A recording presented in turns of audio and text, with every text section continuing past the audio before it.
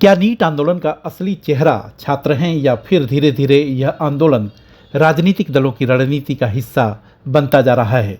क्या ऐसा हुआ कि जब तक जंतर मंतर पर छात्रों और सीजेपी का आंदोलन सीमित दिखाई दे रहा था तब तक विपक्ष दूरी बनाए रखा, लेकिन जैसे ही आंदोलन ने राष्ट्रीय चर्चा का रूप लेना शुरू किया, कांग्रेस ने अचानक अपनी पूरी ताकत झोंक दी? क्या राहुल गांधी और प्रियंका गांधी का प्रधानमंत्री आवास की ओर मार्च और धरना छात्रों के समर्थन का प्रतीक था या फिर आंदोलन की राजनीतिक कमान अपने हाथ में लेने की कोशिश?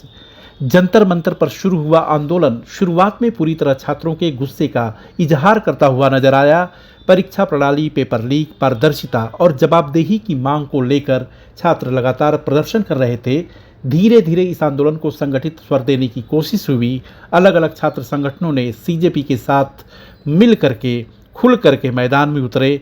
धरना, press conference, social media campaign के जरिए मार्च तक, संसद मार्च जाने तक का ऐलान हुआ। आंदोलन राष्ट्रीय बहस का हिस्सा बना और यहीं से राजनीति की एंट्री भी हो गई। भारत की सियासत में एक कहावत भी है कि जहां पर जन भावना बनती है वहां राजनीतिक दल देर सबेर जरूर पहुंचते हैं। जब आंदोलन छोटा होता है तब राजनीतिक दल अक्सर इंतजार करते हैं। वे देखते हैं कि जनता का मूड क्या है, आंदोलन कितना टिकाऊ है और उसका असर कितना बड़ा हो सकता है। लेकिन जैसे ही आंदोलन जन समर्थन हासिल करने लगता है, राजनीतिक दल उसके साथ खड़े होने की कोशिश करते हैं और नीट आंदोलन में भी कुछ ऐसा ही दिखाई दे रहा है। जंतर मंतर पर छात्र लगातार बैठे रहे। कई दिनों तक आंदोलन चलता रहा। सोशल मीडिया पर इसकी चर्चा बढ़ी। देश के अलग अलग हिस्सों से छात्र दिल्ली आने लगे। संसद मार्च की घोषणा हुई। पुलिस कार्रवाई की तस्वीरें और वीडियो वायरल होने लगे और इसके साथ ही राष्ट्रीय मीडिया, राजनीतिक दलों का ध्यान इस आंदोलन पर पहले से कुछ ज़्यादा गया और कांग्रेस की सक्रियता बढ़ गई। राहुल गांधी और प्रियंका गांधी ने आंदोलन के समर्थन में बयान दिए। उसके बाद पीएम आवास की ओर मार्च और धरना भी देखने को मिला।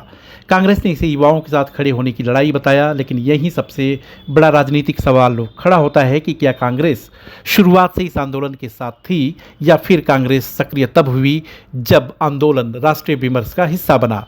सियासत के जानकार मानते भी हैं कि किसी भी बड़े जन आंदोलन में राजनीतिक दल दो तरह की भूमिका निभाते हैं। पहली भूमिका नैतिक और राजनीतिक समर्थन देने की, दूसरी भूमिका आंदोलन की राजनीतिक दिशा तय करने की।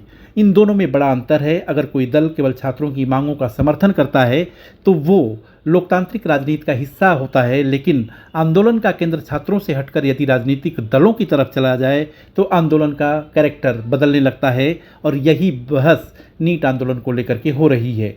एक पक्ष का यह कहना है कि विपक्ष का काम ही सरकार से सवाल पूछना है। अगर छात्र न्याय की मांग कर रहे हैं तो विपक्ष का उनके साथ खड़ा होना लोकतांत्रिक जिम्मेदारी है। दूसरा पक्ष यह तर्क देता है कि जब आंदोलन ने गति पकड़ ली तभी बड़े राजनीतिक दल मैदान में क्यों उतरे। इससे यह सवाल उठना स्वाभाविक है कि यह समर्थन समय देख कर दिया गया। राजनीतिक नज़रिए से अगर देखें तो युवाओं का मुद्दा हमेशा चुनावी राजनीति में बेहद अहम रहा है। कांग्रेस के लिए भी यह एक अवसर था जहां वह सरकार को शिक्षा और युवाओं के मुद्दे पर घेर सकती थी। दूसरी तरफ भाजपा लगातार यह आरोप लगाती रही है कि विपक्ष छात्रों की जो राजनीति है, छात्रों की जो अपनी खुद की जो सियासत है या आंदोलन है, उसको राजनीतिक रंग देने की कोशिश कर रही है।